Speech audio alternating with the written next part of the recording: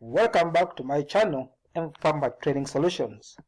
Today I'll be talking about ethics, morals, and the laws. What is ethics? Of course, ethics is a branch of philosophy dealing with the standards of conduct and moral judgment. Of course, we have a pharmacy code of conduct. Or ethics refers to the distinguished character or guiding beliefs of a person, group. I know all health professionals, nursing, pharmacy technicians, pharmacists, they have their own ethics. All ethics can be of an institution, how you're supposed to behave.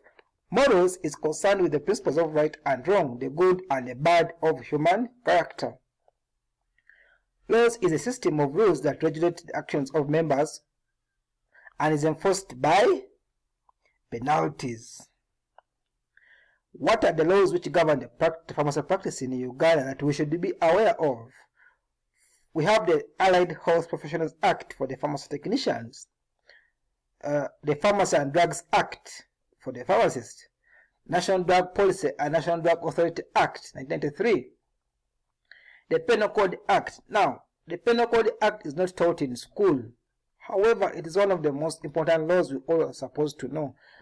We're supposed to read this penal code and understand it because it has affected us a lot. I'm seeing it when we receive letters, people are quoting the penal code, even you don't know about the penal code. So it's good we know the penal code. And the latest law, which came out in 2016, is the Narcotics, Drugs and Psychotropic Substance Control Act 2016.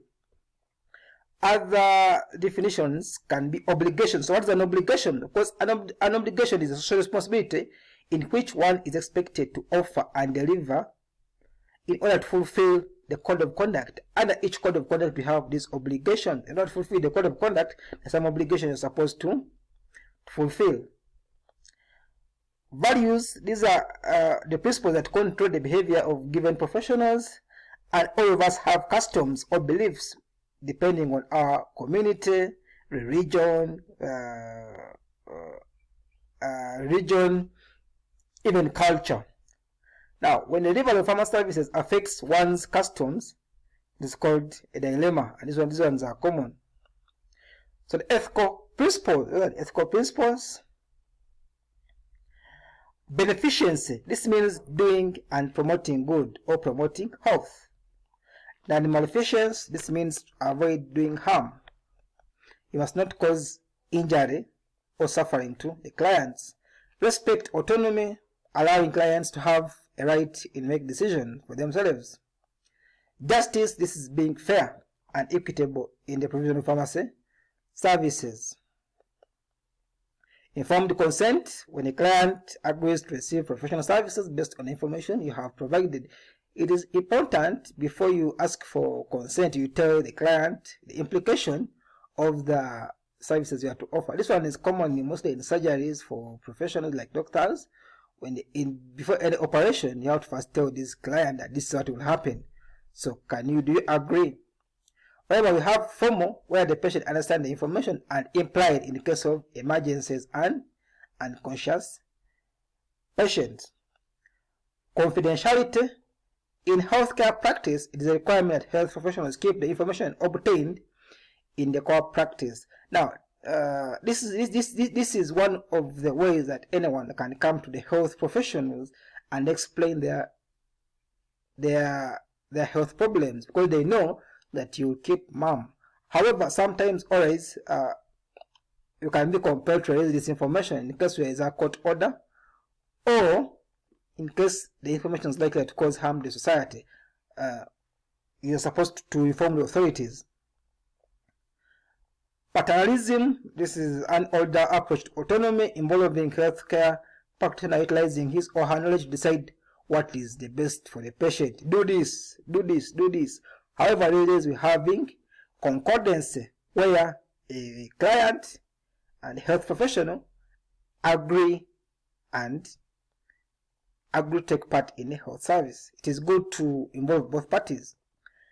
Of veracity, this is telling the truth. It is essential for a health professional to tell the truth to the client. This forms the client-provider relationship.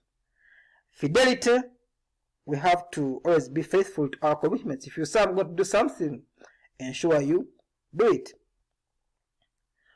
The ethical theories, of course, this provide a foundation in solving one of the ethical dilemmas which one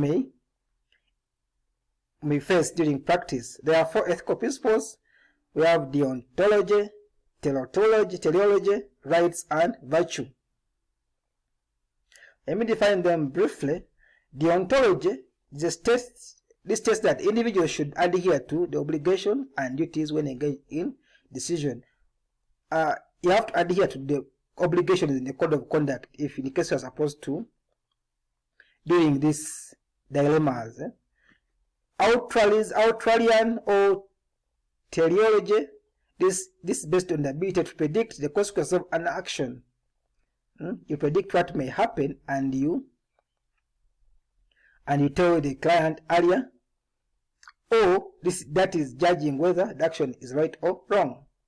Rights, of course, rights are considered to be, you have to do everything right, to be ethically correct. If the entire population or the entire society agree to it, it becomes a right. However, a right may be your right, but someone against it. Virtue, this theory judges the individual by his or her character. By his or her character. You are judged by your character. Of course, other presentations which may follow are these. Ensure you read them and you follow.